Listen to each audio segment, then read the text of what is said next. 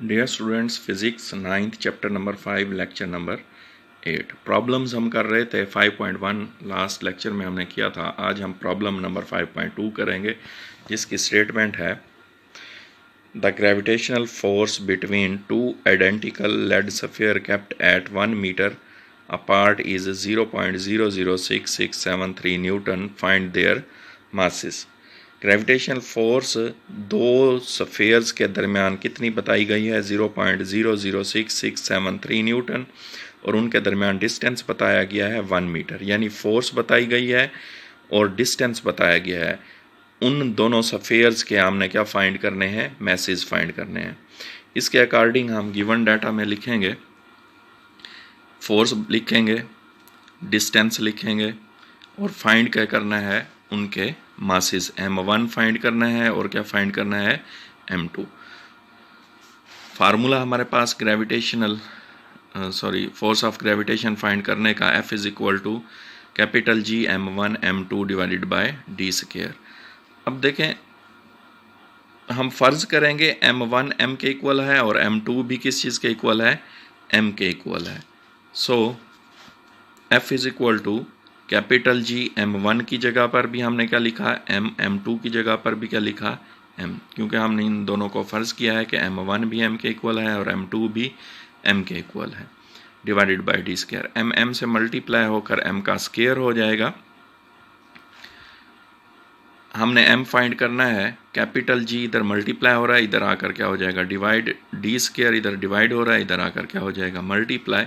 तो देखें f multiply d square divided by capital G is equal to m square. सीधा करके लिखा है m square is equal to f multiply d square divided by capital G।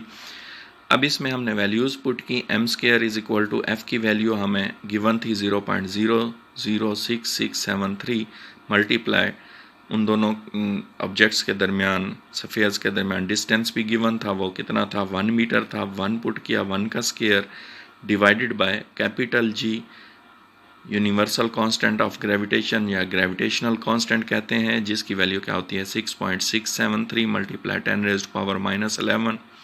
ये values put की, ऊपर वाली वैल्यूज़ को आपस में मल्टीप्लाई किया और नीचे वाली वैल्यूज़ से क्या कर दिया? डिवाइड कर दिया। तो हमारे पास आंसर क्या आया? ये आंसर आया। ठीक है।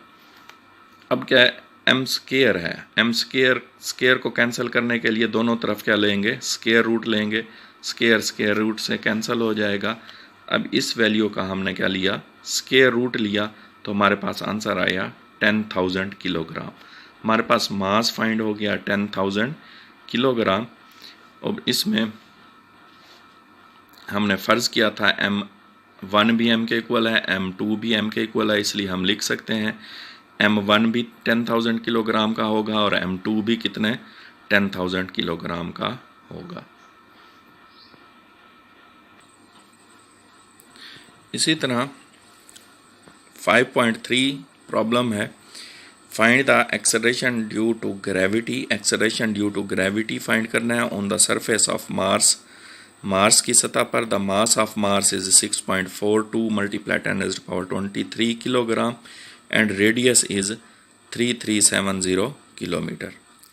मास ऑफ मार्स गिवन है, रेडियस ऑफ मार्स हमें गिवन है, उसका रेडियस गिवन है, और हमने क्या फाइंड करना है? Value of G acceleration due to gravity find करना है। जो जो चीज़ें गिवन हैं वो हम लिख लेते हैं यहाँ पर। 5.3 given data, mass of Mars given था स्टेटमेंट में 6.42 मल्टीप्लाई 10⁻23 किलोग्राम। रेडियस गिवन था 3370 किलोमीटर। किलो की वैल्यू हमने पुट की 10⁻3 मीटर। इसे साइंटिफिक नोटेशन में कन्वर्ट किया, पॉइंट को यहाँ से यहाँ शिफ्ट किया और लेफ़्ट साइड पर शिफ्ट किया है, 3 डिजिट शिफ्ट किया है, इसलिए 10 की पावर क्या आ गई? 3। हमारे पास क्या बना? 3.370 मल्टीप्लाई 10 की पावर 3 मल्टीप्लाई 10 की पावर ये वाला 3 मीटर। दोनों बेसिस सेम है, पावर्स ऐड हो जाएंगी। 10 की पावर 6 मीटर रेडियस हमने लिख लिया, ये हमें स्टेटमेंट में गिवन था। अब हमें ग्रेविटेशनल एक्सेलरेशन फाइंड करना है, जिसे हम जी से जाहिर करते हैं। कैलकुलेशन फार्मूले आपको याद होंगे। ग्रेविटेशनल एक्सेलरेशन फाइंड करने का formula small g is equal to capital G ME उसमें मास ऑफ अर्थ था, यहाँ पर हमारे पास क्या है, मास ऑफ मार्स है, तो इसलिए हम E नहीं लिखेंगे, सिर्फ कैपिटल M लिख लेंगे डिवाइडेड बाय R स्क्वायर।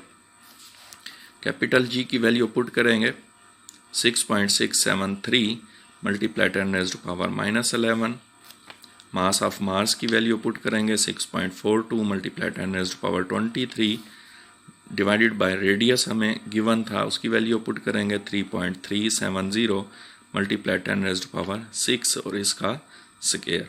ऊपर वाली वैल्यूज़ को आपस में मल्टीप्लाई करेंगे, जो आंसर आएगा उसे इससे इसके स्क्वायर से हम क्या कर देंगे, डिवाइड कर देंगे। ये मैं आपको कैलकुलेटर से सॉल्व करके दिखा देता हूँ कि किस तरह से सॉल्व करना है। 6.673 मल्टीप्लाई 10⁻⁻11, कैलकुलेटर में इसे लिखना है 6.673 एक्सपोनेंट -11। कैसे? 6.673 एक्सपोनेंट लिखने के लिए ये प्रेस करेंगे, एक्सपोनेंट E लिखा होगा, आ गया -11, फिर हमारे पास था मल्टीप्लाई बाय 6.42 मल्टीप्लाई बाय 6.42 और एक्सपोनेंट है 23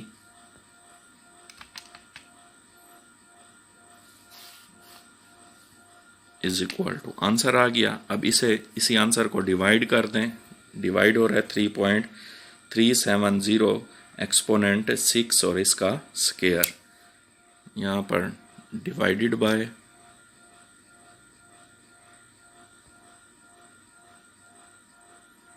3.370 एक्सपोनेंट